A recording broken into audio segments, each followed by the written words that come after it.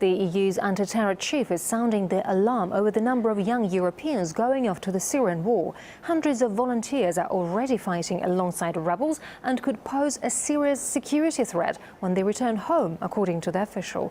As artist Tessa Celia reports, Europe is increasingly worried about the terror threat from within. Syria's two-year-old conflict has already seen spillovers to neighboring countries, but now it has extended far beyond that. It's estimated that hundreds of Europeans from 14 countries, mostly young men, have joined the rebels in Syria in fighting against Bashar al-Assad.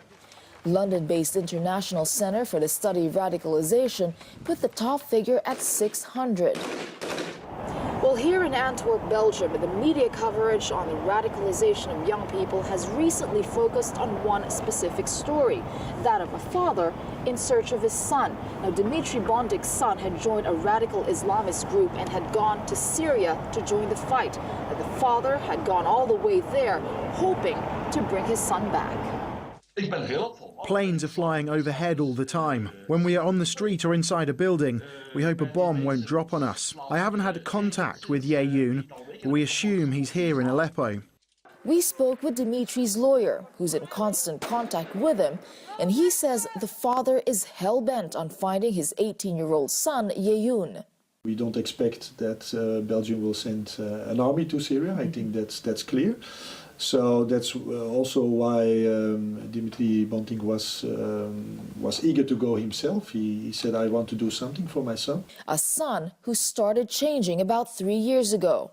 The problem with Yeyoun was that at a certain moment he was influenced by some radicalists, and he made contact with some people on the street, and there was also a story about an untold love. He had a girlfriend and it didn't work out, and there were some friends that say, okay, come with us. And very slowly it started that he was really influenced and really brainwashed. That are the words of my client. He grew a beard and he started wearing other clothes, preaching for every 5 times a day, things like that. So it was a little bit awkward for a son of 15, 16 years old. So he was really under influence of radical people.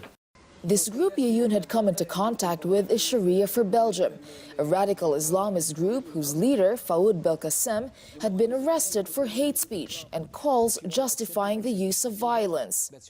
There is Judgment Day. If you're a Muslim, you will go to paradise. If you're a disbeliever, you will go to hell. Terrorism expert Claude Moniquet says the rise in radicalized youth is alarming, many of whom are easy prey. The first question is why they convert. And usually they don't convert to make jihad. They convert because they have a problem at one moment in their life. Most of them have no clear political ideas. They go to fight because to fight. And their goal is the fight. If they don't meet a Muslim who convince them, they could be in a sect. They are trapped in the net of people who are there just for recruiting them and for convincing them that to be a good Muslim, they want to go to Syria, to Sahel, or to commit an terrorist attack here. Authorities are paying even closer attention, with alert levels heightened, while worried family members of some youth fighting in Syria have been calling for a clampdown on radical groups. The best they can do, short of going to Syria themselves, although that may not be completely out of the question. Tessa Celia, RT, Antwerp in Belgium. The UK is thought to be one of Europe's main suppliers of volunteer fighters to Syria. The homegrown terror threat is well known in Britain, where 3 Islamic extremists were jailed on Thursday for plotting a series of attacks. And earlier, my colleague Matt Trezor discussed the issue with RT contributor Afshin Ratansi. It's as if the British government have only just realized what's going on, that there are these jihadis, homegrown as it were, that are leaving after previous battles in Libya and moving in to work with the Syrian opposition. Indeed, what's his name? Gilles de Kerchove, a name I haven't come across that much in the news, EU counterterrorism coordinator.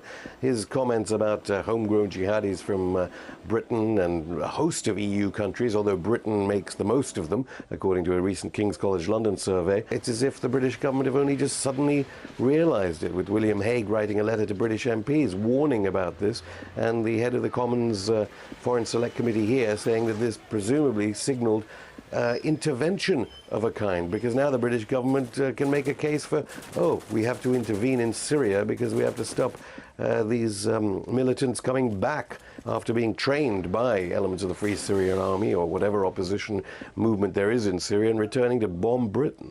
Now, the suspects in the Boston Marathon bombings allegedly products of self-radicalization, and the survivor claiming that they planned the attack alone without any outside help, but were inspired by wars instigated by the West in Muslim communities and countries. Does this mean, do you think, that the U.S. and European allies should review international policies they have? We should understand the impact of NATO and U.S. foreign policy and the disastrous consequences unleashed in Afghanistan, Iraq, Libya, Mali, who knows where next. Just to say that one understands that as a catalyzing effect on people that we must remember are in these environments where Islamophobia is rife in their media, where they're being stopped and searched by police forces and so forth. Just to say one understands that foreign policy may have an impact, seemingly is to be accused, you get accused in Britain and in the United States of being somehow unpatriotic and somehow a threat just by expressing that viewpoint.